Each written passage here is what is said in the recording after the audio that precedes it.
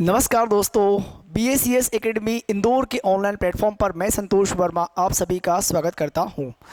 दोस्तों, आज मैं BACS एकेडमी के ऑनलाइन प्लेटफॉर्म के माध्यम से आप सभी लोगों के लिए भूगोल की एक सीरीज़ को प्रारंभ करने जा रहा हूं। तो सबसे पहले तो हम लोग यहां पर ये जानने का प्रयास करेंगे कि भूगोल एक विषय तो है, लेकिन भूगोल में हम लोग पढ़ने क्या क्या वाले हैं। ठीक है, तो बेसिक से बेसिक हम लोग जानकारी से स्टार्ट करेंगे और उन सब्जेक्ट या उन भागों तक पहुंचेंगे और उन भागों को काफ़ी डीप में पढ़ने का प्रयास करेंगे जो कि हम लोग भूगोल के अंतर्गत पढ़ने वाले हैं। तो सबसे पहले तो मैं यहाँ पर लिखने वाला हूँ भूगोल। ठीक है ना, तो विषय के रूप में मैंने क्या लिखा यहाँ पे, भूगोल।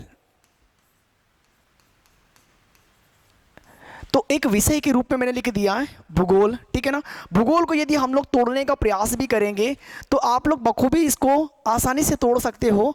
एक हो जाएगा भू और एक हो जाएगा गोल। ठीक है भाई, भूगोल को हमने दो वर्ड में तोड़ दिया है।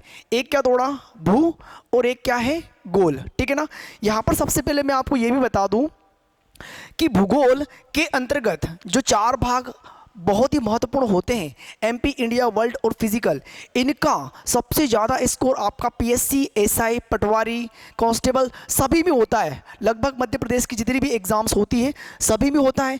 और यदि सेंट्रल गवर्नमेंट की यदि UPSC लेवल की एग्ज़ाम भी आप लोग कंडक्ट करते हो या देते हो तो UPSC में भी भूगोल का एक बहुत बड़ा योगदान होता है। ठीक है ना, चलो वो बातें भी आगे हम लोग डिस्कस कर लेंगे। तो फिलहाल हम लोगों ने भूगोल को दो वर्ड में तोड़ दिया, एकदम बेसिक से समझना। ठीक है ना, एकदम बेसिक से स्टार्टिंग पॉइंट क्या होता है कि भूगोल को हमने दो वर्ड में तोड़ा। एक हो गया है भू और एक हो गया है गोल। भू का मतलब मैं यहाँ पे लिख देता हूँ कि भू का मतलब होता है भूमि या पृथ्वी। भू का मतलब क्या होता है, भूमि या फिर पृथ्वी। और गोल का मतलब यहाँ पे क्या हो जाएगा, तो गोल का मतलब होता है दोस्तों गोलाकार। भाई गोल का मतलब क्या होता है, गोलाकार। तो इस डेफिनेशन से आपको ये समझ में आता है कि जिस तरीके से हमने भूगोल को दो शब्दों में तोड़ा है, तो भू मीन्स पृथ्वी और गोल मीन्स गोलाकार। इसका मतलब ये हुआ कि पृथ्वी कैसी है, गोल है, ऐसा इसके अर्थ से हमें मालूम पड़ता है। ठीक है ना, लेकिन बात ये भी तो आती है, यदि इंग्लिश में मैं यहाँ पर दोस्तों लिखूंगा कि भूगोल को हम लोग क्या कहते हैं, तो भूगोल को हम लोग कहते हैं ज्योग्राफी। ये किसका भाग हो गया है, हिंदी में। मैं यहाँ पे क्या लिखूंगा, ये तो हम लोगों ने किस में लिखा है, हिंदी में, हिंदी में। ठीक है, अब यदि मैं यहीं पर लिख दूं इंग्लिश में, तो इंग्लिश में हम लोग भूगोल को क्या कहते हैं, तो आप लोग कहोगे कि सर इंग्लिश में हम लोग इसे ज्योग्राफी कहते हैं। सॉरी, इंग्लिश में क्या कहते हैं, ज्योग्राफी। इस ज्योग्राफी को यदि हम लोग दोस्तों दो वर्ड में तोड़ेंगे तो एक हो जाएगा जियो और एक हो जाएगा ग्राफी। ठीक है ना, एक क्या हो गया, जियो और एक ग्राफी। ठीक है, ये एक ग्रीक शब्द है दोस्तों। जो जियोग्राफी है ये क्या है, एक ग्रीक शब्द है। भाई कैसा शब्द है, एक ग्रीक शब्द है। ठीक है ना, जियो का मतलब ये होता है, जियो मीन्स क्या होता है, जियो मीन्स होता है पृथ्वी। जियो मीन्स पृथ्वी होता है। और ग्राफी का मतलब होता है वर्णन। ग्राफी को वर्णन या चित्रण भी कहते हैं, और ग्राफी को हम लोग ग्राफोस भी कहते हैं। क्या कहते हैं, ग्राफोस भी कहते हैं। तो पृथ्वी का वर्णन या पृथ्वी का चित्रण ही क्या है, जियोग्राफी है। तो हमारे पास में भूगोल से रिलेटेड दो वर्ड आते हैं। ठीक है ना, भाई क्या हो गया, पृथ्वी का वर्णन या पृथ्वी का चित्रण। ठीक है, तो पूरी पृथ्वी पर हम लोगों को जितने भी महाद्वीप, महासागर, पर्वत, पठार, नदियाँ, ग्लेशियर, ठीक है ना, जितनी भी प्राकृतिक चीज़ें दिखाई देती है उन सभी का अध्ययन करना, यानी पृथ्वी का अध्ययन करना, और उसे एक विषय के रूप में हम लोग क्या कहते हैं, भूगोल कहते हैं ना। ठीक है, तो चलो ये तो एक बात होती है भूगोल की। ठीक है, इसके अंतर्गत हम लोग पढ़ने क्या क्या वाले हैं वो भी एक बार देख लेते हैं। ठीक है, क्या पढ़ने वाले हैं, तो यहाँ पर हमें ये पता है कि भाई भूगोल तो एक विषय हो गया, इसके बारे में हम लोगों ने देख भी लिया। और भूगोल को हम लोग चार भागों में पढ़ने वाले हैं। कितने भागों में, चार भागों में। कौन कौन से चार भाग हो गए, इसमें हम लोग पढ़ने वाले हैं। सबसे पहले फिजिकल जियोग्राफी। अब आप लोग बोलोगे सर ये फिजिकल की बातें हम लोग यहाँ पे क्यों कर रहे हैं। फिजिकल जियोग्राफी में लिख रहा हूँ दोस्तों, यहाँ पे क्या लिख रहा हूँ, फिजिकल जियोग्राफी। और फिजिकल जियोग्राफी का मतलब होता है हिंदी में, इसको हम लोग कहते हैं भौतिक भूगोल। क्या कहते हैं? भौतिक भूगोल।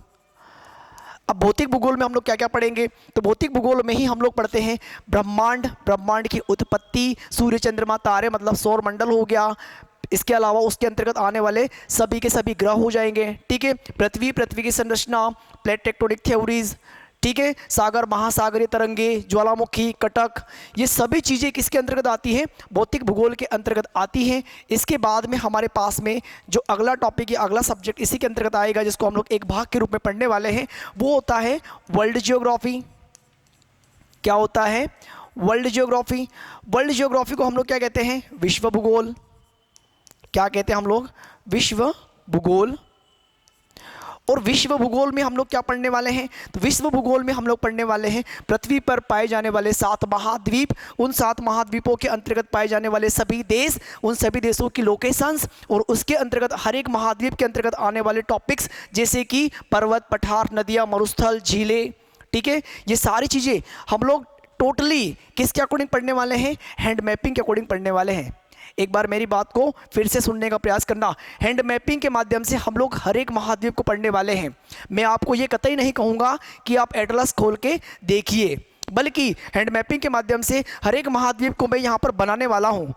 सेम कंडीशन में हर एक देश को हैंड मैपिंग के माध्यम से बनाऊंगा, और आप भी बनाने का प्रयास करिएगा। और उसी प्रकार से हमें सभी महाद्वीपों के अंतर्गत पाए जाने वाले जितने भी टॉपिक होते हैं वो सभी पढ़ना है, ठीक है। किसके अंतर्गत पढ़ेंगे हम लोग? विश्व भूगोल के अंतर्गत। जब आगे बढ़ेंगे हम लोग तो यहीं पर आएगा इंडियन जियोग्राफी। कौन सा टॉपिक आएगा दोस्तों? Indian geography. और इंडियन जियोग्राफी को हिंदी में हम लोग क्या कहते हैं? भारत का भूगोल। भारत का भूगोल। और भारत के भूगोल के अंतर्गत हम लोग सबसे पहले तो भारत का पॉलिटिकल मैप बनाएंगे, जिसको हम लोग राजनीतिक मानचित्र कहते हैं, जिसके अंतर्गत हम लोग 28 राज्य वर्तमान में और 8 केंद्र शासित प्रदेश एज इट इज लोकेशन के अंतर्गत देखने वाले हैंड मैपिंग के माध्यम से। इसके अलावा इसमें जितने भी टॉपिक आएंगे वो सभी हम लोग भारत के भूगोल के अंतर्गत पढ़ने वाले हैं। और आगे जब हम लोग बढ़ेंगे तो यहाँ पर हमारे पास नेक्स्ट टॉपिक आएगा, या अगला जो विषय आएगा, अगला भाग आएगा, वो होता है MP जियोग्राफी या मध्य प्रदेश का भूगोल। क्या कहते हैं हम लोग इसको? मध्य प्रदेश का भूगोल। मध्य प्रदेश का भूगोल, ठीक है। तो ये 4 भाग हम लोगों को पढ़ना है। अब यहाँ पर मध्य प्रदेश का भूगोल इसलिए हम लोग पढ़ने वाले हैं क्योंकि हम लोग मध्य प्रदेश स्टेट से बिलोंग करते हैं।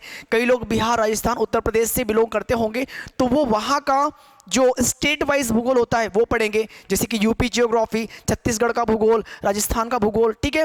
ये एक अलग बात हो गई है। अगर मध्य प्रदेश हम लोग MPPSC की बात करेंगे तो हम लोगों को स्पेशल मध्य प्रदेश का भूगोल पढ़ना पड़ेगा, ठीक है। वो एक अलग बात है कि जो 3 भाग है, फिजिकल जियोग्राफी, वर्ल्ड जियोग्राफी और इंडियन जियोग्राफी, ये तो दोस्तों एकदम कॉमन है। यानी कि आप किसी भी एग्जाम के लिए इन तीनों की तैयारी कर सकते हैं। बस यहाँ पर डिपेंड क्या कर रहा है? MP जियोग्राफी जो सिर्फ मध्य प्रदेश के स्टूडेंट के लिए होता है, ठीक है ना। तो ये चारों पार्ट दोस्तों मैं ही आपको पढ़ाने वाला हूँ, और किस प्रकार से पढ़ाऊंगा वो आज आपको पता चल जाएगा, ठीक है। चारों भागों को मैं आपको टोटली हैंड मैपिंग के माध्यम से ही पढ़ाने वाला हूँ, ठीक है। तो सबसे पहले हम लोग स्टार्ट कहाँ से करते हैं भूगोल को? सबसे पहले हम स्टार्ट कहाँ से करते हैं? तो पहले चलिए हम लोग कुछ मुख्य बिंदुओं पर चर्चा कर लेते हैं, ठीक है भाई। स्टार्टिंग में कुछ मुख्य बिंदुओं पर हम लोग पहले चर्चा कर लेते हैं कि भूगोल शब्द की उत्पत्ति कहाँ से हुई है, क्या क्या कंडीशंस क्रिएट हुई है, ठीक है। तो मैंने यहाँ पे लिख दिया मुख्य बिंदु। क्या लिखा? मुख्य बिंदु या महत्वपूर्ण बिंदु हो गया मुख्य बिंदु। अब मुख्य बिंदु क्या है? तो सबसे पहले जो बात आती है हमारे पास में वो ये आती है कि भूगोल शब्द का सबसे पहले प्रयोग या भूगोल शब्द का सर्वप्रथम प्रयोग इरेटोस्थनीज ने किया। सबसे पहला पॉइंट क्या लिखा मैंने यहाँ पे? भूगोल शब्द का सर्वप्रथम प्रयोग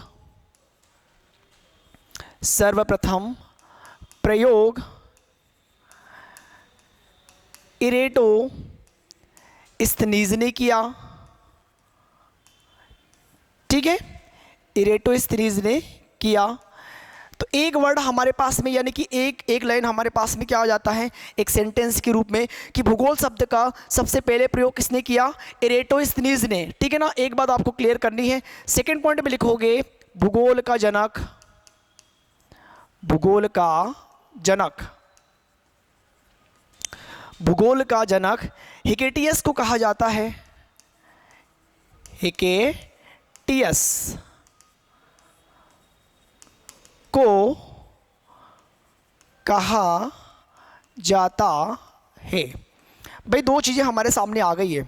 भूगोल शब्द का सबसे पहले प्रयोग किसने किया, इरेटोस्थनीज ने, लेकिन भूगोल का जनक किसे कहा गया, हिकेटियस को। अब आप लोगों के दिमाग में ये आएगा कि सर जब भूगोल शब्द की उत्पत्ति इरेटोस्थनीज के द्वारा की गई तो फिर जनक भी उसी को बनाना चाहिए। लेकिन कंडीशन यहाँ पर ये है दोस्तों कि भूगोल का जनक हिकेटियस को कहा गया, और इसी में आपको एक लाइन और लिखनी है, क्योंकि क्या लिखा आपने, क्योंकि इन्होंने जस पीरियोडस, क्योंकि इन्होंने जस पीरियोडस नामक पुस्तक लिखी, क्योंकि इन्होंने जस पीरियोडस नामक पुस्तक लिखी, क्योंकि इन्होंने जस पीरियोडस नामक पुस्तक लिखी। इस पुस्तक को पढ़ने के बाद में भूगोल से संबंधित आपको काफ़ी विस्तार से जानकारी प्राप्त होती है। किस पुस्तक को पढ़ने के बाद में, जस पीरियोडस पुस्तक को पढ़ने के बाद में। लेकिन इस पुस्तक को लिखा किसने है, इस पुस्तक को हिकेटियस ने लिखा है। वो एक अलग बात है कि भूगोल शब्द का सबसे पहले प्रयोग किसने किया, इरेटोस्थनीज ने, लेकिन भूगोल का जनक किसे कहा गया, हिकेटियस को कहा गया। क्यों कहा गया, क्योंकि इन्होंने जस पीरियोडस नामक पुस्तक लिखी, जिसे पढ़ने के बाद में हमें भूगोल से संबंधित विस्तृत जानकारी प्राप्त होती है। क्लियर है। अगले पॉइंट में लिखेंगे हम लोग, पृथ्वी गोल है। क्या लिखा मैंने दोस्तों, पृथ्वी गोल है। अरस्तु के अनुसार, अरस्तु के अनुसार ये क्या बात हो गई, बात ये हो गई कि अरस्तु ने ऐसा कहा कि जो हमारी पृथ्वी है वो कैसी है, पृथ्वी हमारी गोल है, लेकिन सिद्ध नहीं कर पाए। तो सिर्फ अरस्तु के अनुसार पृथ्वी गोल है ये मानना कई हद तक क्या होगा कि चलो ठीक है, नहीं है, लेकिन कुछ लोगों ने ऑब्जेक्शंस भी क्रिएट किए, और यहाँ पर एक स्थिति ये आई कि पृथ्वी की परिधि का सही मापन, पृथ्वी की परिधि, पृथ्वी की परिधि का सही मापन, क्या लिखा मैंने, पृथ्वी की परिधि का सही मापन इरेटोस्थनीज ने किया।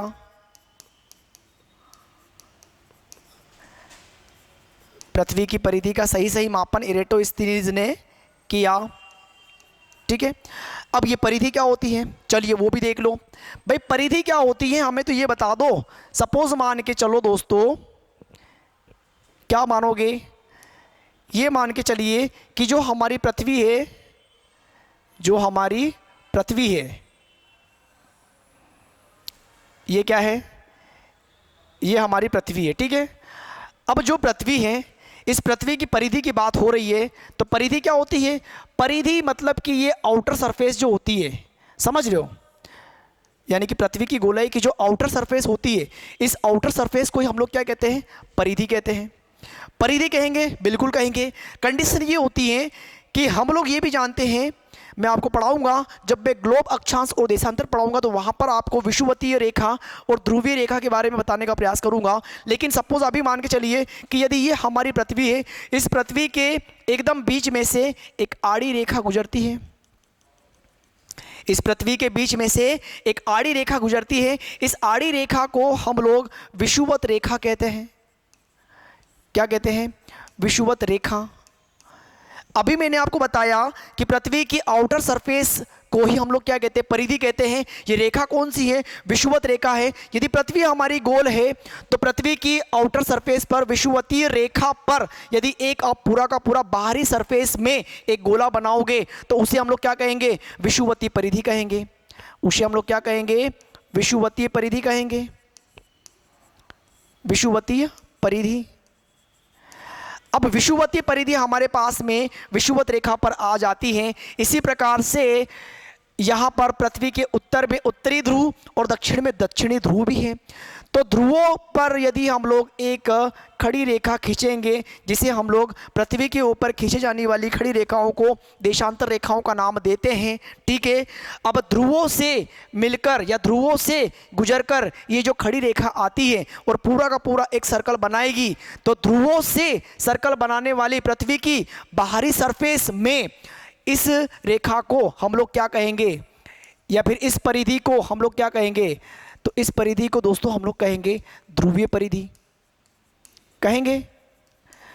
तो पृथ्वी पर अभी की कंडीशन में हमारे पास में कितनी परिधियां मिल गई है, 2 परिधियां मिल गई हैं। और आपने यहां पर क्या लिखा है कि पृथ्वी की परिधि का सही मापन इरेटोस्थनीज ने किया। परिधियां कितनी हैं, 2 परिधियां हैं।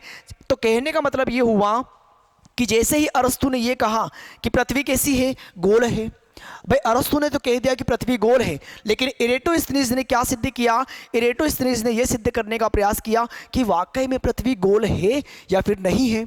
तो इन्होंने क्या किया, इन्होंने पृथ्वी की परिधियों का मापन किया। परिधियों के मापन के अंतर्गत इन्होंने विषुवतीय परिधि का मापन करने का प्रयास किया। मतलब ये हुआ कि विषुवत रेखा पर इन्होंने इस बिंदु से चलना प्रारंभ किया, इस बिंदु से चलना प्रारंभ किया और पृथ्वी का आउटर सरफेस का पूरा एक चक्कर लगाकर वापस उसी बिंदु पर आ गए जिस बिंदु से इन्होंने यात्रा प्रारंभ की थी। क्लियर है ना।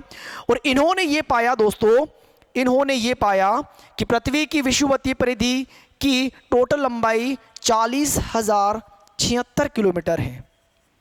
कितनी है, 40,076 किलोमीटर।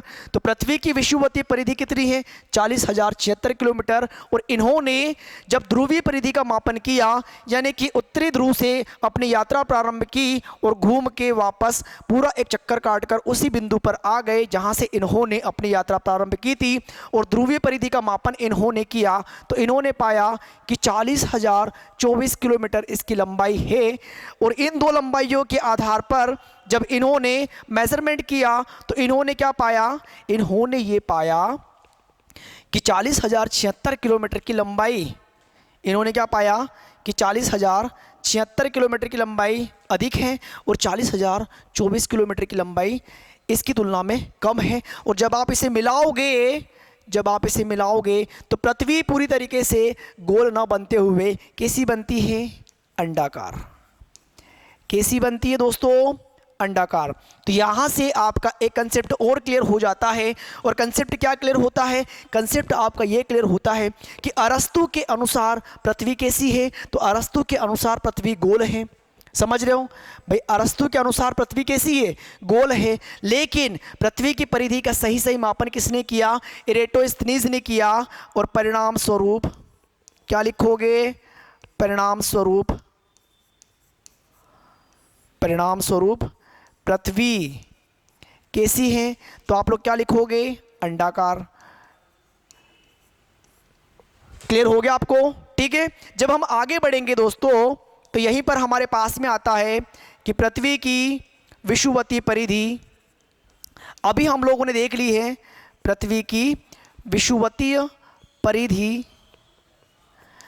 और पृथ्वी की विषुवतीय परिधि हम लोगों ने कितने निकाली, 40,076 किलोमीटर। और यहीं पर आप लोगों ने अगला पॉइंट ये भी निकाला कि पृथ्वी की ध्रुवीय परिधि, पृथ्वी की ध्रुवीय परिधि, और ध्रुवीय परिधि हम लोगों ने कितने निकाली, 40,024 किलोमीटर। ठीक है, आगे बढ़े।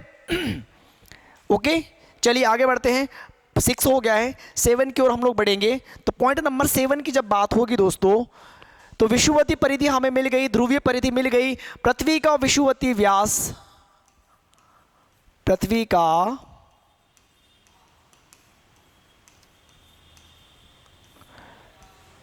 विषुवतीय व्यास, और पृथ्वी का विषुवतीय व्यास होता है 12,756 किलोमीटर। अब मेन बात तो ये आती है कि आप लोगों में से कई लोगों के दिमाग में क्वेश्चन आएगा कि सर ये व्यास क्या होता है। परिधि तो आपने बता दी है, तो चलिए व्यास भी देख लो। यहाँ पर परिधि में हम लोगों ने क्या देखा था, परिधि में हम लोगों ने ये देखा था कि पृथ्वी की बाहरी सरफेस, परिधि में क्या देखा था, पृथ्वी की बाहरी सरफेस। लेकिन व्यास की जब दोस्तों हम लोग बात करेंगे तो व्यास में क्या होता है, व्यास में ये जो विषुवतीय परिधि आप लोग देख रहे हो, इस विषुवतीय परिधि में आप देखना कि जो स्ट्रेट लाइन मैंने खींची है, यानी कि इस विषुवत रेखा से एक बिंदु से, यदि आप मान के चलिए कि पृथ्वी एक फुटबॉल के रूप में यदि है, तो एक बिंदु से आप एक रॉड को इस प्रकार से इसमें से आर पार कीजिए, तो बीच की जो स्ट्रेट दूरी इस रॉड के द्वारा तय की जाएगी पृथ्वी के अंदर अंदर की, उसी को हम लोग क्या कहते हैं, व्यास कहते हैं। और इसी व्यास का यदि हम लोग आधा भाग लेते हैं तो इसी को हम लोग क्या कहते हैं, त्रिज्या कहते हैं। ठीक है ना, समझ गए होंगे आप लोग। ठीक है, तो पृथ्वी का विषुवतीय व्यास 12,756 है। और यहीं पर बात आती है कि पृथ्वी का ध्रुवीय व्यास, क्योंकि परिधियां तो हमारे पास में दोनों हैं, तो पृथ्वी का ध्रुवीय व्यास, पृथ्वी का ध्रुवीय व्यास, और वो कितना है, 12,714 किलोमीटर। और यहीं से एक क्वेश्चन दोस्तों आपके सामने और आता है कि पृथ्वी का औसत व्यास, पृथ्वी का औसत व्यास, और औसत व्यास होता है 12,734 किलोमीटर।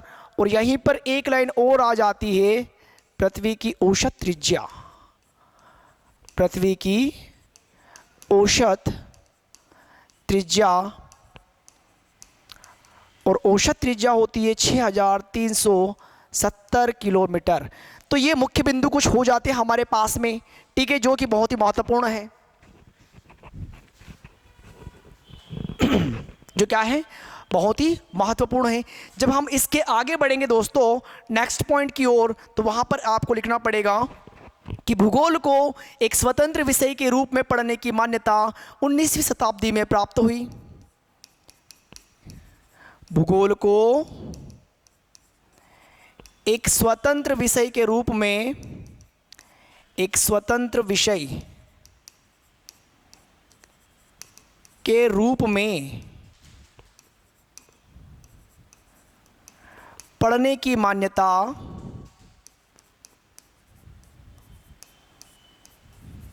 19वीं शताब्दी में प्राप्त हुई।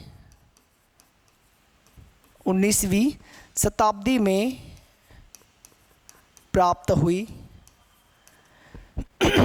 ठीक है भाई, भूगोल को एक स्वतंत्र विषय के रूप में पढ़ने की मान्यता हमें कब प्राप्त हुई, 19वीं शताब्दी में प्राप्त हुई। और यदि आखिरी बिंदु के रूप में हम लोग बात करने का प्रयास करेंगे तो यहाँ पर आप लोग लिखोगे कि संपूर्ण पृथ्वी को विश्व मानचित्र के रूप में, विश्व मानचित्र के रूप में, संपूर्ण पृथ्वी को विश्व मानचित्र के रूप में सर्वप्रथम अनेक्सिमिंडर ने बनाया। अनेक्सिमिंडर ने बनाया। मतलब क्या हो गया कि जो हम लोग वर्तमान में जितने भी ये मैपिंग वगैरह देखते हैं ना विश्व भूगोल के, ये सबसे पहले किसने बनाया, तो ये अनेक्सिमिंडर ने बनाया। ठीक है, अगले पॉइंट की ओर हम लोग बढ़ेंगे तो उसमें हम लोग लिखेंगे दोस्तों आधुनिक भूगोल के जनक, आधुनिक भूगोल के जनक हम्बोल्ट और रिटर हैं। कौन है, हम्बोल्ट और रिटर। तो ये कौन है, आधुनिक भूगोल के जनक हैं।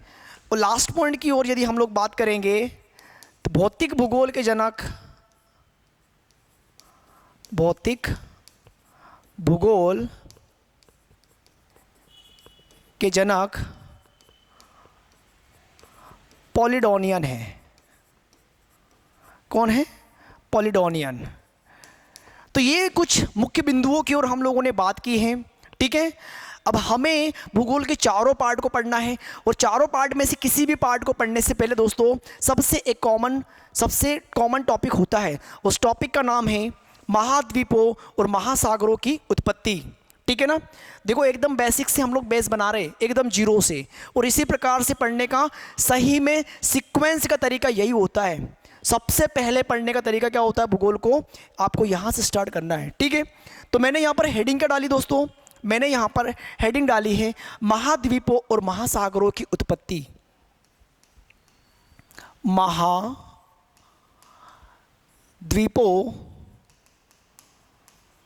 और महासागरों की उत्पत्ति। यहाँ पर सबसे पहले तो मैं आपको ये बता दूं कि जो ये टॉपिक है, ये टॉपिक भौतिक भूगोल का पार्ट है।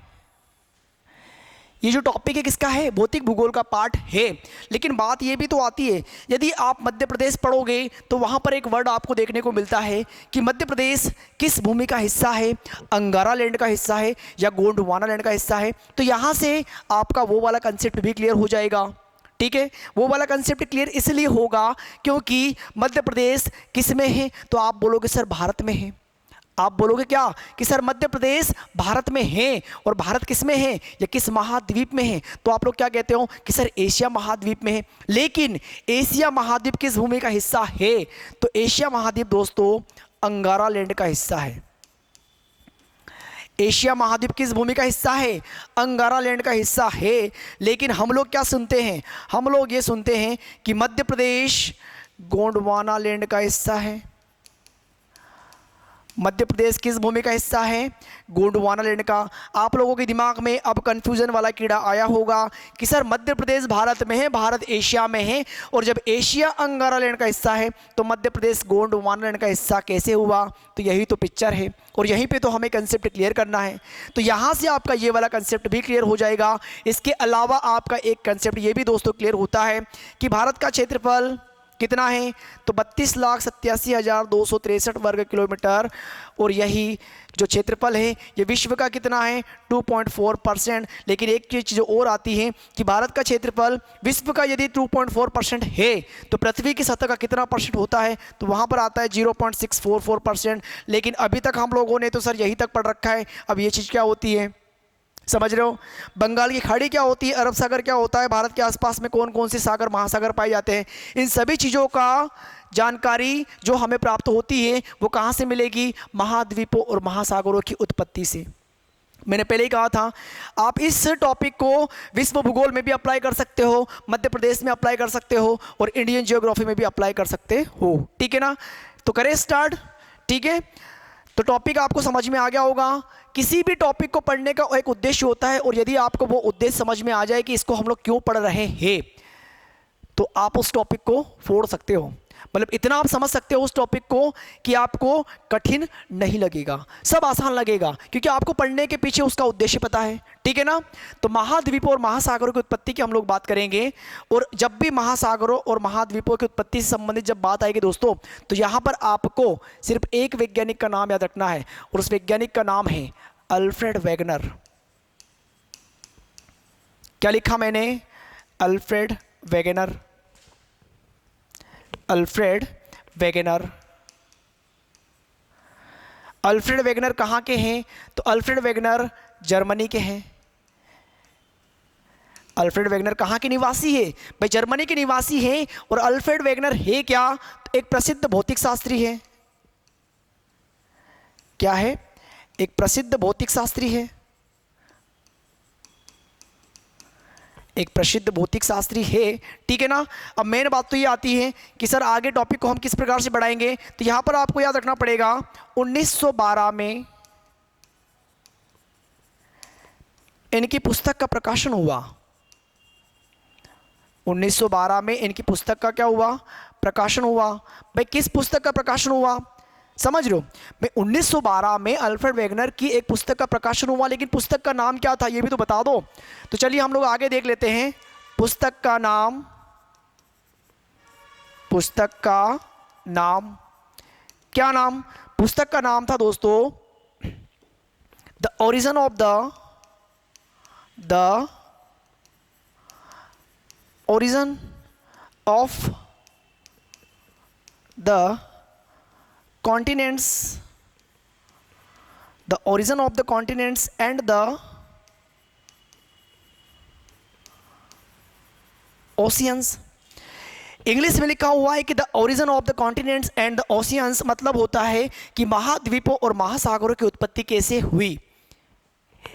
इंग्लिश का हिंदी में यही मतलब होता है, ठीक है ना, क्लियर है। तो जब आगे आप इस पुस्तक को पढ़ोगे, आप क्या करोगे, जब इस पुस्तक को पढ़ोगे तो वहाँ पर आपको एक हेडिंग मिलेगी। सबसे पहले आप क्या लिखोगे, इस पुस्तक के अनुसार। आपने क्या लिखा, इस पुस्तक के अनुसार, यही लिखा है, ठीक है ना। इस पुस्तक के अनुसार हुआ क्या, हुआ ये कि इस पुस्तक के अनुसार सबसे पहले समझना इस चीज को, इस पुस्तक के अनुसार सबसे पहले जो पृथ्वी थी वो क्या थी, आग का गोला। क्या लिखा मैंने यहां पे, पृथ्वी कैसी थी, आग का गोला, रेड कलर से लिखा है तो आग का गोला ही होगी, ठीक है भाई। इस पुस्तक के अनुसार जो पहली स्टेप थी हमारे पास में, जब आप पढ़ोगे इस पुस्तक को, किनके द्वारा लिखी गई, अल्फ्रेड वेगनर के द्वारा 1912 में इस पुस्तक का प्रकाशन हुआ।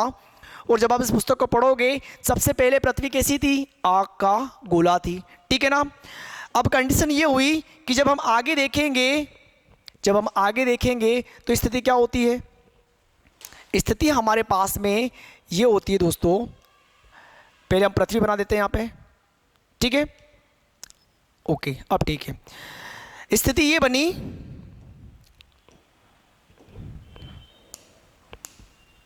समझना।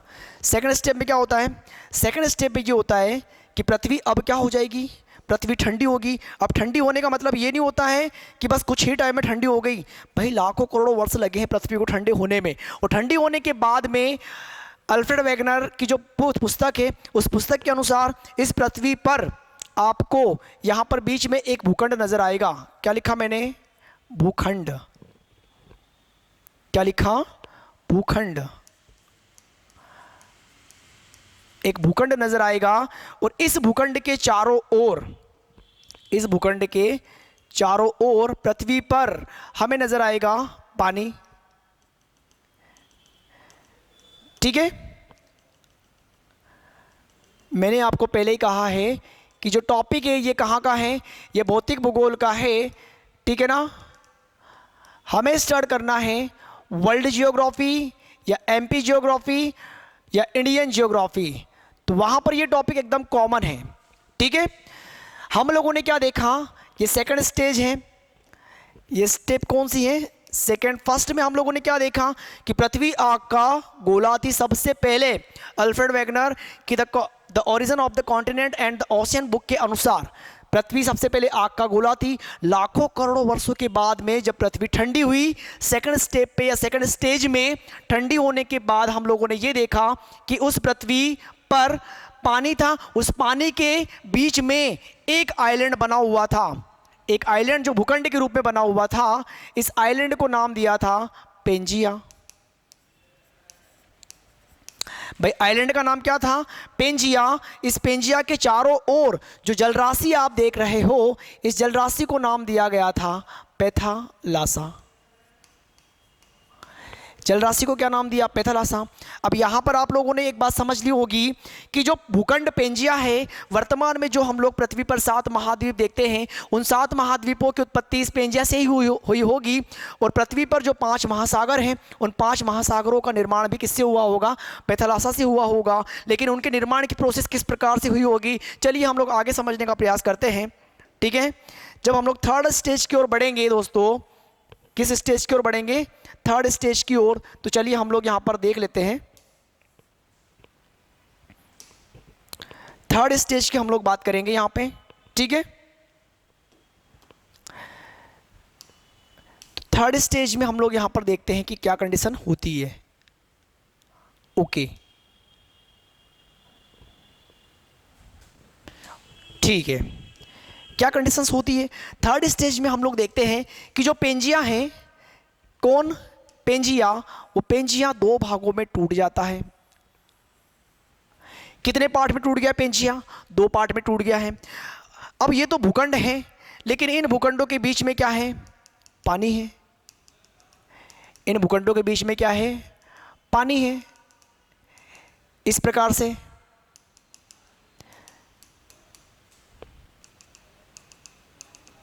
आपको भी इसी प्रकार से हैंड रिटन नोट्स बनाने हैं। सिर्फ वीडियो देखने मात्र से आपका उद्धार नहीं होगा, क्योंकि चीज़ों को प्रॉपर तरीके से पढ़ने के लिए आपको हैंड रिटन नोट्स बनाने ही पड़ेंगे, ठीक है ना। तो हम लोगों ने बात की कौन से स्टेज की?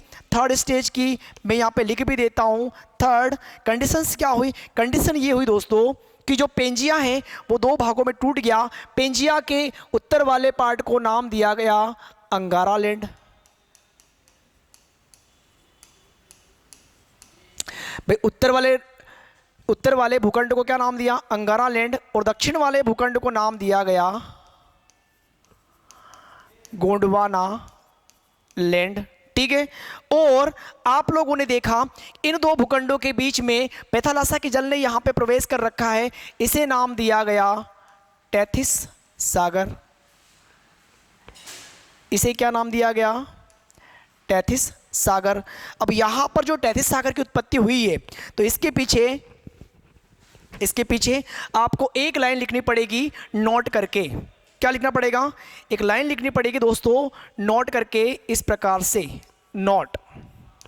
और क्या लिखोगे इसमें? आप लोग लिखोगे किन्हीं भी 2 भूखंडों के बीच में जब कोई जलराशि प्रवेश करती है, मैं रिपीट कर रहा हूं, किन्हीं भी 2 भूखंडों के बीच में जब कोई जलराशि प्रवेश करती है तो वहां पे सागर या महासागर की उत्पत्ति होती है, ठीक है ना। आपने सुन लिया है। अब यहां पे कहने का तात्पर्य क्या हुआ कि अंगारा लैंड और गोंडवाना लैंड ये 2 भूखंड हैं जो पेंजिया से टूटकर अलग हुए हैं। इन 2 भूखंडों के बीच में पैथालासा के जल ने प्रवेश किया और वहां पे टेथिस सागर की उत्पत्ति हुई है ना, ठीक है। इसी प्रकार से वर्तमान में यदि हम लोग पृथ्वी पर देखें तो हमें 7 महाद्वीप जो कि भूखंड का ही पार्ट है, उन 7 महाद्वीपों के बीच में हमें जलराशि देखने को मिलती है और उस जलराशि को ही स्थानीय भाषा में हम लोग महासागर कहते हैं। और इसी प्रकार से उन भूखंडों के बीच में जलराशियों के कारण ही हमें 5 महासागर भी मिले हैं, ठीक है ना। आगे हम लोग वो भी देखेंगे। आगे बढ़े। अब मेन बात आपके दिमाग में ये भी आ रही होगी कि सर ये पेंजिया ये 2 भागों में कैसे टूटा? चलिए वो भी एक बार देख लेते हैं हम लोग, ठीक है, कि पेंजिया 2 भागों में कैसे टूटा। तो यहां पर एक बार आप देख लीजिए कि ये हमारी पृथ्वी का एक टुकड़ा है। ये हमारी पृथ्वी का क्या है? एक टुकड़ा है, ठीक है। सबसे ऊपर मैंने एक ब्लॉक बनाया है। इसकी मोटाई जो होती है वो 30 किलोमीटर के लगभग होती है। कितनी होती है? 30 किलोमीटर। इसको हम लोग क्रस्ट कहते हैं दोस्तों। इसे हम लोग क्या कहते हैं? क्रस्ट। इसे हम लोग क्या कहते हैं? क्रस्ट कहते हैं। हिंदी में हम लोग इसी को भूपरपट्टी भी कहते हैं। हिंदी में हम लोग क्या कहते हैं इसको? भूपरपट्टी। भूपरपट्टी। और इसी के ऊपर हम लोग क्या करते हैं? रहते हैं। पेड़ पौधे जीव जंतु ये सब क्या करते हैं? इसी के ऊपर रहते हैं, ठीक है। इस भूपरपट्टी से यहां से हम लोग इतनी डेप्थ में, समझ रहे हो कितनी डेप्थ? ये डेप्थ होती है 80 किलोमीटर से 200 किलोमीटर गहराई। यानी कि पृथ्वी की सतह से 80 किलोमीटर की 80 किलोमीटर से 200 किलोमीटर की गहराई पर जब आप आओगे तो यहां पे आपको क्या मिलेगा? यहां पर आपको लिक्विड फॉर्म में एक लाल कलर में, देखो यहां पे मैं बना रहा हूं, समझ रहे हो, यहां पर आपको क्या मिलेगा? तो तरल पदार्थ के रूप अत्यधिक गर्म, ऐसा लिखो। क्या मिलेगा? अत्यधिक गर्म तरल पदार्थ। क्या मिलेगा? अत्यधिक गर्म तरल पदार्थ। लिक्विड फॉर्म में आपको यहां पर एक पदार्थ मिलेगा और इस क्षेत्र को, जहां पर यह तरल पदार्थ मिलता है, इस क्षेत्र को हम लोग कहते हैं दुर्बलता मंडल। इस क्षेत्र को हम लोग क्या कहते हैं? दुर्बलता मंडल। इंग्लिश में हम लोग इसी को कहते हैं एस्थेनोस्फीयर। एस्थेनोस्फीयर।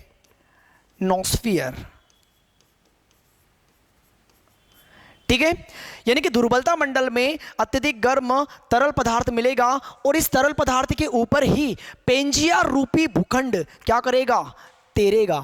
समझ रहे हो, यानी कि जो पेंजिया रूपी भूखंड आपने देखा है, इस अत्यधिक गर्म तरल पदार्थ के ऊपर क्या कर रहा है, तैर रहा है। अब बात हमारी यहाँ पर क्या आती है कि भाई टूटा कैसे, तो बात ये भी तो दोस्तों हमारे दिमाग में आनी चाहिए कि ये तरल पदार्थ कैसा है, अत्यधिक गर्म है। इस गर्म तरल पदार्थ से गैसेस भी तो निकलेगी। क्या निकलेगी, आप लोग क्या बोलोगे कि सर गैसेस निकलेगी? बिल्कुल निकलेगी भाई। जो गैसें हैं वो ऊपर निकलेगी और ये गैसें किसके ऊपर दबाव बनाएगी, तो आप लोग क्या कहोगे, सर जो ऊपर वो भूखंड तैर रहा है ना पेंजिया रूपी, उसके ऊपर ये गैसेस क्या करेगी, एक प्रेशर लगाएगी, एक दबाव डालेगी। मतलब ये गैसेस उस पेंजिया रूपी भूखंड से बाहर निकलने का प्रयास करेगी। भाई कहाँ से करेगी, सर वो तो भूखंड है। अरे भाई जहां पर भी उस भूखंड में एक कमजोर बिंदु मिलेगा, उस कमजोर बिंदु से ये गैसेस क्या करेगी, बाहर निकलने का प्रयास करेगी। और गैसेस जब बाहर निकलेगी तो इन गैसेस के साथ में ये अत्यधिक गर्म तरल पदार्थ भी क्या करेगा, बाहर निकलेगा। सर इस अत्यधिक गर्म तरल पदार्थ का नाम बता दो, तो इस अत्यधिक गर्म तरल पदार्थ का नाम दोस्तों, इसे हम लोग कहते हैं मैग्मा। क्या कहते हैं, मैग्मा। आपने कभी ज्वालामुखी पर्वत को देखा है? नहीं देखा होगा। अरे कोई दिक्कत नहीं है, टीवी पे देखा होगा, यूट्यूब पे देखा होगा, कहीं पर तो देखा होगा ज्वालामुखी पर्वत। चलो मैं यहाँ पे दिखा देता हूँ, कोई दिक्कत वाली बात नहीं है। तो मैंने यहाँ पर बनाया एक पर्वत, इसका मैंने यहाँ पे नाम लिख दिया ज्वालामुखी पर्वत। क्या नाम लिखा, ज्वालामुखी पर्वत। अब देख लिया, बिल्कुल देख लिया। मेन बात क्या आती है कि जो ज्वालामुखी का मुख होता है दोस्तों, इसे हम लोग कहते हैं क्रेटर। यानी कि मैं यहाँ पे क्या लिख दूँ, ज्वालामुखी मुख, और इसे हम लोग क्या कहते हैं, तो इसे हम लोग कहते हैं क्रेटर। यहाँ तक भी कोई दिक्कत नहीं।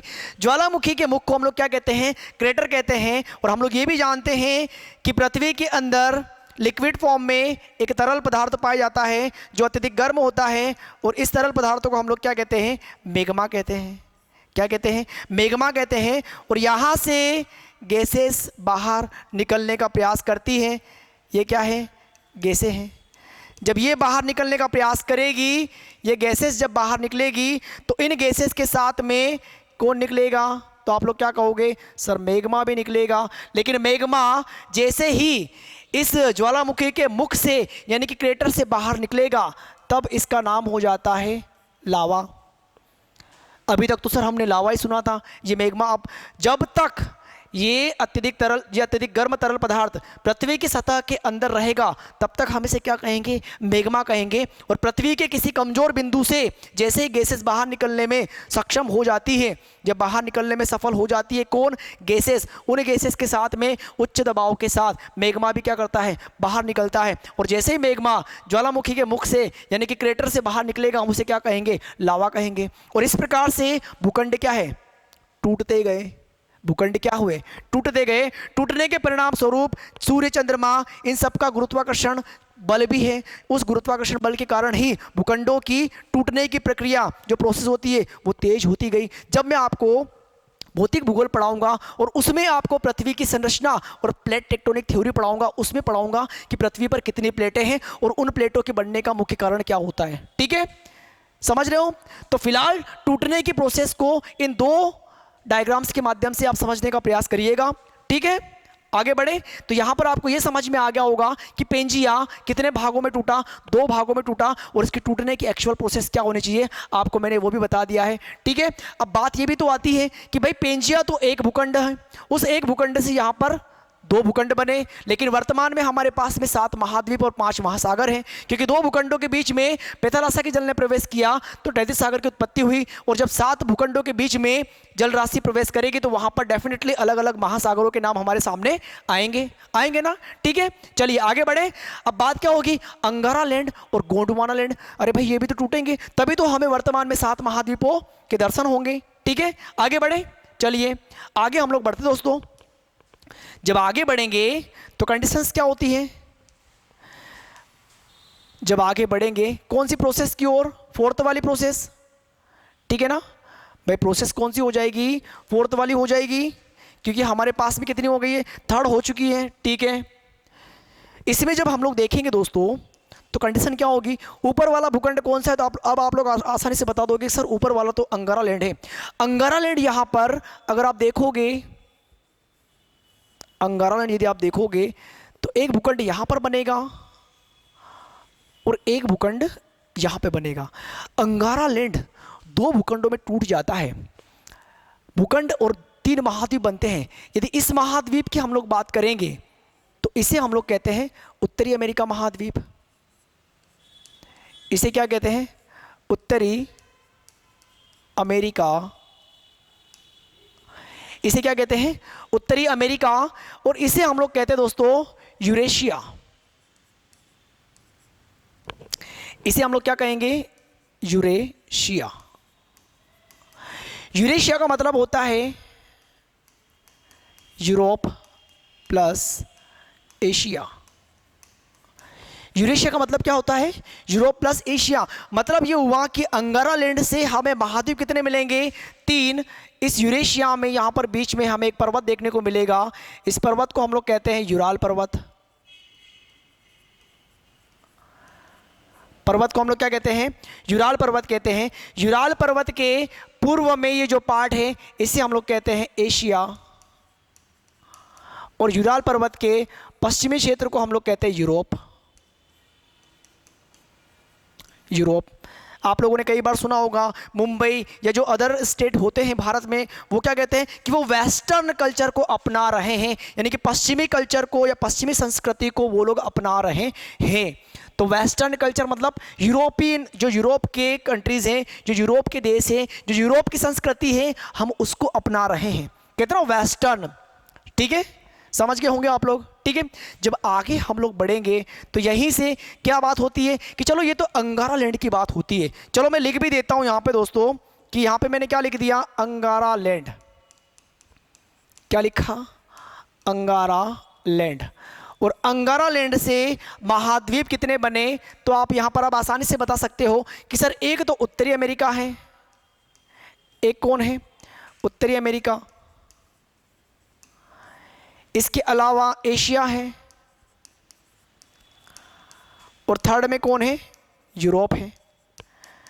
अब यहां से आपके दिमाग में एक बात तो आ गई होगी कि यार हमारा एशिया, और एशिया में हम भारत, यानी कि भारत हमारा एशिया में है, और एशिया किसका हिस्सा है, अंगारा लैंड का। लेकिन हम लोगों ने किताबों में कई बार पढ़ रखा है कि मध्य प्रदेश गोंडवाना लैंड का हिस्सा है। और ये जो हेडिंग है, ये क्वेश्चन कई बार एग्जाम में आ चुका है, लेकिन अभी तक कई लोगों का कंसेप्ट क्लियर नहीं हुआ होगा कि जब हम अंगारा लैंड के अंतर्गत आते हैं तो मध्य प्रदेश गोंडवाना लैंड का हिस्सा कैसे हुआ। और यही चीज़ तो हमें कंसेप्शनल तरीके से समझना है, ठीक है। चलिए कोई दिक्कत नहीं, अंगारा लैंड से तीन महाद्वीप बन गए। बात होगी गोंडवाना लैंड की, तो यहाँ पर आप देखोगे इस प्रकार से एक महाद्वीप हमें मिलेगा, एक महाद्वीप यहाँ पर मिलेगा, एक यहाँ मिलेगा, और एक ये मिलेगा। इनके नाम भी सर बता ही दीजिए, तो कोई दिक्कत नहीं, हम लोग देख लेते हैं। इसे हम लोग दोस्तों कहते हैं दक्षिणी अमेरिका। इसे क्या कहेंगे, दक्षिणी अमेरिका, दक्षिणी अमेरिका। इसे हम लोग कहते हैं अंटार्कटिका, अंटार्कटिका। और ये महाद्वीप बन जाएगा अफ्रीका, और इसे हम लोग कहेंगे ऑस्ट्रेलिया। इसे क्या कहेंगे, ऑस्ट्रेलिया। अब आपके दिमाग में आ रहा होगा कि सर अंगारा लैंड से हमने देख लिया, तो गोंडवाना लैंड से भी चार महाद्वीपों के नाम लिख दीजिए, गोंडवाना लैंड। और गोंडवाना लैंड में सबसे पहले महाद्वीप का नाम आपने क्या लिखा, आपने लिख दिया दक्षिणी अमेरिका, दक्षिणी अमेरिका। इसके बाद में अफ्रीका। देखो लिखने में कोई कमी नहीं छोड़नी हमें, ठीक है। ऑस्ट्रेलिया और अंटार्कटिका। तो कितने महाद्वीप हमें मिल गए? 7 महाद्वीप मिल गए। अंगारा लैंड से कौन सा महाद्वीप बना, गोंडवाना लैंड से कौन सा महाद्वीप बना, हम लोगों ने यहाँ पर वो चीज़ें भी देख ली। इन भूखंडों के बीच में या इन महाद्वीपों के बीच में यहाँ पर जल राशि भी तो आएगी, समझ रहे हो? यहाँ पे क्या मिलेगी? जल राशि भी तो मिलेगी। और आपने नोट करके एक लाइन लिखी हुई है, कृपया करके उस लाइन को याद करने का प्रयास करो। याद आ रहा है? अरे भाई, जो लाइन आपने नोट करके लिखी थी वो लाइन आपको याद आ रही है? ये नोट करके यहाँ पर मैंने क्या लिखवाया था कि किन्हीं भी 2 भूखंडों के बीच में जब कोई जल राशि प्रवेश करती है तो वहाँ पे सागर या महासागर की उत्पत्ति होती है। ये मैंने आपको नोट करके यहाँ पे लिखवाया था। तो उसी प्रकार से आपने जब ये देखा कि पेंजिया जब 2 भूखंडों में टूटा और इन 2 भूखंडों के बीच में पेथालासा के जल ने प्रवेश किया तो वहाँ पे टेरिस सागर की उत्पत्ति हुई। और इसी प्रकार से यदि हम लोग यहाँ की प्रोसेस की बात करें, 4th प्रोसेस की ओर, तो इसमें हम लोगों ने क्या देखा? इसमें हम लोगों ने ये देखा कि हमें 7 महाद्वीप मिल गए और इन भूखंडों के बीच में भी जल राशि हमें दिखाई दे रही हैं। और उसी जल राशि के अनुसार हमें वर्तमान में पृथ्वी पर 5 महासागर मिलते हैं। क्लियर है? आगे बढ़ें। जब आगे बढ़ेंगे हम लोग दोस्तों, तो आगे प्रोसेस क्या होती है? आगे आपके पास में एक हेडिंग आती है और हेडिंग आपके पास में ये रहती है कि महाद्वीपों का क्रम। महाद्वीपों का क्रम। महाद्वीपों का क्रम किसके अनुसार? तो यहां पर आपको लिखना पड़ेगा क्षेत्रफल के अनुसार।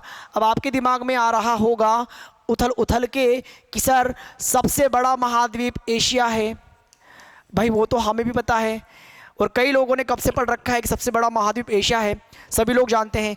लेकिन आपसे वो कभी ये नहीं पूछेगा कि सबसे बड़ा महाद्वीप कौन सा है और सबसे छोटा महाद्वीप कौन सा है। ठीक है?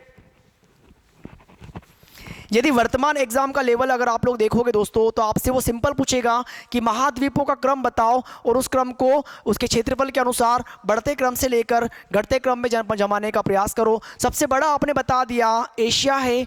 एशिया के बाद में कौन सा है? तो आपको याद करना पड़ेगा अफ्रीका। और थर्ड पे कौन सा है? उत्तरी अमेरिका। थर्ड पे कौन सा है? उत्तरी अमेरिका। और 4th पे कौन सा है? दक्षिणी अमेरिका। दक्षिणी अमेरिका। 5th पे कौन सा आ जाएगा? तो 5th पे आता है दोस्तों अंटार्कटिका। अंटार्कटिका। और 6th पे यूरोप। क्षेत्रफल के अनुसार हम लोग बात कर रहे हैं। और 7th पे सबसे छोटा कौन सा हो जाएगा? ऑस्ट्रेलिया। तो चलिए, ये तो क्षेत्रफल के अनुसार बात होती है, एक सीक्वेंस आपने बना भी दिया, कोई बड़ा इशू नहीं है, ठीक है ना। लेकिन मेन जो मैटर होता है वो ये होता है कि यहाँ पर एक हेडिंग आपके पास इसी में आती है कि विश्व का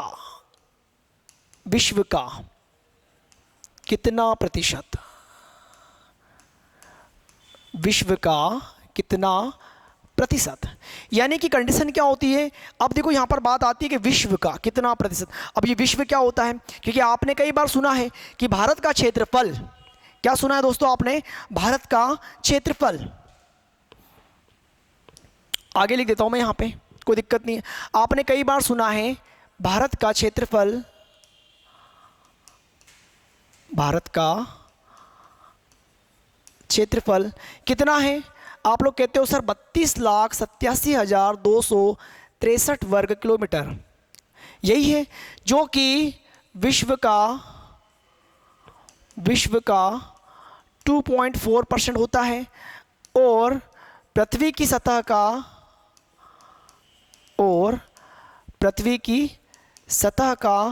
0.644% होता है। यही होता है ना, ठीक है। तो विश्व का मतलब क्या होता है? विश्व का मतलब होता है दोस्तों यहाँ पर पेंजिया। विश्व का मतलब क्या होता है? पेंजिया। और पेंजिया क्या है? एक भूखंड है। पेंजिया क्या है? एक भूखंड है। और इसी से 7 महाद्वीपों का निर्माण हुआ है। इसी से क्या हुआ है? 7 महाद्वीपों का निर्माण हुआ है। तो 7 महाद्वीपों के अंतर्गत जितने भी देश आते हैं उन सभी देशों को हम लोग क्या कहते हैं, विश्व कहते हैं। तो जब भी बात होती है कि विश्व का, इसका मतलब किसका हो गया, 7 महाद्वीपों का या फिर पेंजिया का, ठीक है ना। और पृथ्वी की सतह का मतलब पूरी पृथ्वी की सतह का। तो ये पढ़ने के लिए हमारे पास में एक चीज़ क्लियर होना ज़रूरी है। आप लोग लिखिएगा कि मैं किस चीज़ की बात कर रहा हूँ। तो यहाँ पर मैं एक बॉक्स बना रहा हूँ, उस बॉक्स में आपको 3 बिंदु लिखना है, 1 2 3। क्या लिखना है, सबसे पहला पॉइंट लिखना, पृथ्वी का कुल क्षेत्रफल 51 करोड़ वर्ग किलोमीटर। पृथ्वी का कुल क्षेत्रफल 51 करोड़ वर्ग किलोमीटर। और सेकंड पॉइंट में लिखोगे, पृथ्वी पर उपस्थित कुल जल का क्षेत्रफल 36.2 करोड़ वर्ग किलोमीटर। और उस जल के अंदर जो पेंजिया रूपी भूखंड है, तो उसमें आप लिखोगे कि भूखंड का कुल क्षेत्रफल 14.8 करोड़ वर्ग किलोमीटर।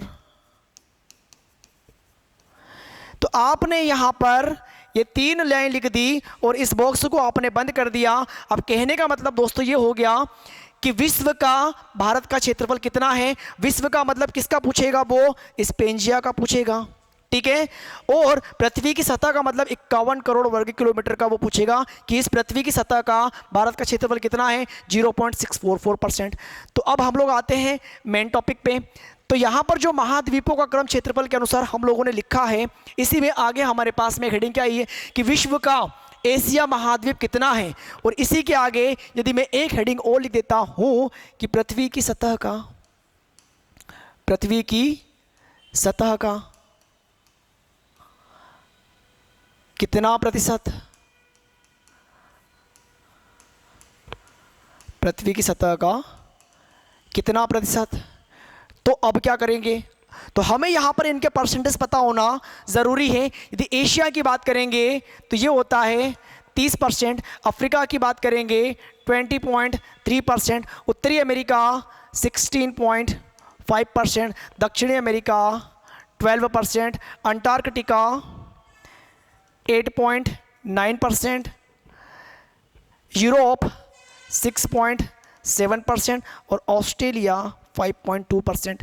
तो ये तो परसेंटेज की बात होती है विश्व का, यानी कि पेंजिया का, यानी कि 14.8 करोड़ वर्ग किलोमीटर का परसेंटेज यदि निकालेंगे तो इन महाद्वीपों का ये होता है। लेकिन पृथ्वी की सतह की जब बात करेंगे तो इन्हीं महाद्वीपों का परसेंटेज दोस्तों चेंज हो जाएगा। एशिया की बात करेंगे तो 8.7%, अफ्रीका की बात करेंगे 6%, उत्तरी अमेरिका 4.8%, दक्षिणी अमेरिका 3.5%, अंटार्कटिका 2.7%, यूरोप 1.9% और ऑस्ट्रेलिया 1.5%। तो ये होता है परसेंटेज आपके पास में, ठीक है। यदि आप पीएससी और यूपीएससी लेवल के एग्जाम्स दोगे तो वहाँ पर आपको ये आंकड़े देखने को मिलेंगे। अगर एसआई भी दोगे तो आपको यहाँ से परसेंटेज देखने को मिलेगा, यानी कि क्वेश्चन देखने को मिलेगा। तो ये तो बात होती है क्षेत्रफल के अनुसार। लेकिन जब हम आगे बढ़ेंगे तो आगे हमारे पास में इसी टॉपिक से एक और हेडिंग आती है, महाद्वीपों का क्रम जनसंख्या के अनुसार। महाद्वीपों का क्रम, और यहां पर मैंने क्या लिख दिया, जनसंख्या। अब बताओ, अब आप लोग बता दोगे कि सर जिस प्रकार से क्षेत्रफल में एशिया महाद्वीप सबसे बड़ा है उसी प्रकार से जनसंख्या में भी एशिया महाद्वीप सबसे बड़ा होगा, क्योंकि चाइना और भारत दोनों एशिया महाद्वीप में हैं। तो बिल्कुल आप लोग सही हो, कोई दिक्कत वाली बात नहीं है। लिख भी दिया यहाँ पे एशिया, लेकिन दूसरे में आप लोग कंफ्यूज हो जाओगे और वहाँ पे मेरे को बताना पड़ेगा कि दूसरे नंबर पर अफ्रीका है और तीसरे नंबर पर यूरोप है और चौथे पे आएगा उत्तरी अमेरिका। चौथे पे कौन है दोस्तों, उत्तरी अमेरिका। पांचवें पे दक्षिणी अमेरिका। पांचवें पे कौन है, दक्षिणी अमेरिका। 6 पे कौन है, ऑस्ट्रेलिया। और 7th पे कौन है, तो यहाँ पर आपको लिखना पड़ेगा अंटार्कटिका, क्योंकि अंटार्कटिका एकमात्र ऐसा महाद्वीप है जो जनसंख्या विहीन है, यानी कि स्थायी रूप से यहाँ पे लोगों को रहने की अनुमति नहीं है। कोई भी देश यहाँ पर आके सिर्फ शोध कर सकता है, परीक्षण कर सकता है, इसके अलावा इस महाद्वीप के साथ में छेड़छाड़ नहीं की जा सकती। ठीक है, क्लियर हो गया। जनसंख्या के अनुसार महाद्वीपों का क्रम आपके पास में आ गया है। और एक आखिरी हेडिंग हमारे पास में दोस्तों इस टॉपिक के अंतर्गत आती है, और वो होती है महासागरों का क्रम। क्या आती है? महासागरों का क्रम। और महासागरों का क्रम क्या लिखूंगा मैं यहाँ पे? क्षेत्रफल। अब क्षेत्रफल ही लिख सकता हूँ क्योंकि जनसंख्या तो यहाँ पे रहेगी नहीं। क्या पानी में आप लोग अपना घर बनाओगे? ठीक है, अरे भाई पानी में तैरता हुआ घर बनाओगे क्या? अभी तक तो पॉसिबल नहीं हुआ है।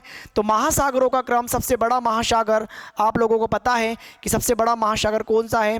तो प्रशांत महासागर है। इसके बाद में अटलांटिक, इसके बाद में अटलांटिक जिसे हम लोग अंध महासागर भी कहते हैं, इस आकार की संरचना है इसकी। और थर्ड पे है दोस्तों हिंद महासागर। और फोर्थ पे कौन सा है? अंटार्कटिक महासागर। अंटार्कटिक महासागर को ही हम लोग दक्षिणी महासागर भी कहते हैं। क्या कहते हैं? दक्षिणी महासागर। और सबसे छोटा जो है उसका नाम है आर्कटिक महासागर। और आर्कटिक महासागर को हम लोग उत्तरी महासागर भी कहते हैं। ठीक है, तो इस प्रकार से महाद्वीपों और महासागरों की उत्पत्ति से संबंधित जो भी जानकारी हमें इस टॉपिक के माध्यम से प्राप्त करनी थी वो आपके सामने है। ठीक है, अब यहाँ पे हमारे सामने महाद्वीप और महासागर दोनों आ गए हैं। अब अगला जो टॉपिक हमारा रहेगा वो रहेगा दोस्तों, इसी सीक्वेंस को आगे बढ़ाते हुए टॉपिक का नाम रहेगा ग्लोब, अक्षांश और देशांतर। और उस टॉपिक से आपको ये पता चलेगा कि अक्षांश और देशांतर क्या होता है, क्योंकि अक्षांश और देशांतर को आप चाहे वर्ल्ड ज्योग्राफी हो, इंडियन ज्योग्राफी हो या मध्य प्रदेश का भूगोल हो, तीनों में अप्लाई कर सकते हैं। ठीक है, क्योंकि आपने क्वेश्चन कई बार देखा होगा, मध्य प्रदेश का अक्षांश और देशांतरीय विस्तार बताइए, या भारत का अक्षांश और देशांतरीय विस्तार बताइए, या फिर वर्ल्ड ज्योग्राफी के अंतर्गत यदि मैं आप लोगों से एक नॉर्मल क्वेश्चन भी पूछने का प्रयास करूं तो अलास्का और कनाडा के मध्य में एक पश्चिमी देशांतर गुजरता है, उस पश्चिमी देशांतर का नाम बताइए।